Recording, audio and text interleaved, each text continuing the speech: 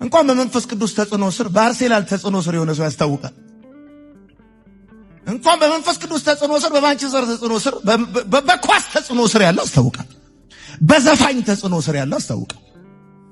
በመንፈስ ቅዱስ ተጽዕኖ ስር ስትሆኑ መንፈስ ቅዱስ ይቆጣጠራቸዋል። መንፈስ ቅዱስ ይመራቸዋል። መንፈስ ቅዱስ ቤት መንገድ ማሄድ እንዳለባችሁ ኢንፍሉዌንስ ያደርጋቸዋል።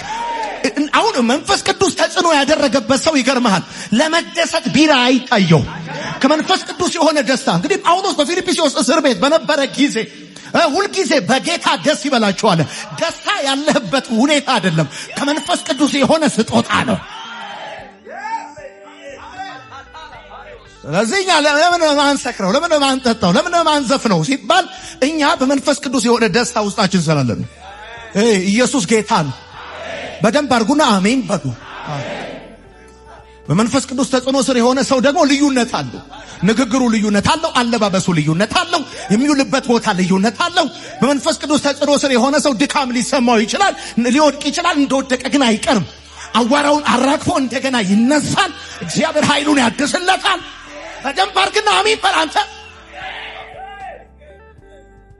በመንፈስ ቅዱስ ተጽዕኖ ስር አሁን ሰው በመንፈስ ሚኖር ከሆነ አለ ከሕግ በላይ ነው አለ። የሥጋ ምኞትን አይፈጽምም አለ። እንደውም እናንተ ተመልከቱትማ ቁጥሩን ወደ ላይ ከፍ ብላችሁ እንደዚህ ይላል። ቁጥር 16 እንግዲህ በመንፈስ ኑሩ እላለሁ፣ የሥጋንም ምኞት አትፈጽሙም።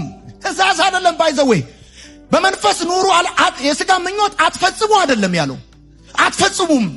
በመንፈስ ስትኖሩ ምን ማለት ነው? በመንፈስ መኖር ማለት ለመንፈስ ቅዱስ ተጽዕኖ ፈቃደኛ መሆን፣ ሕይወትን በመንፈስ ቅዱስ ተጽዕኖ ስር ማድረግ።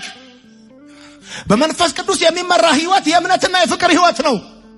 ስለዚህ ቀጥሎ ያለውን ሕይወታችሁን ብትመለከቱት አሁን ለሥጋ ምኞት መፍትሄው ዓይንህን ማጥፋት፣ ጆሮህን ማደንቆር ሳይሆን የመንፈስ ቅዱስ ተጽዕኖ ስር መሆን።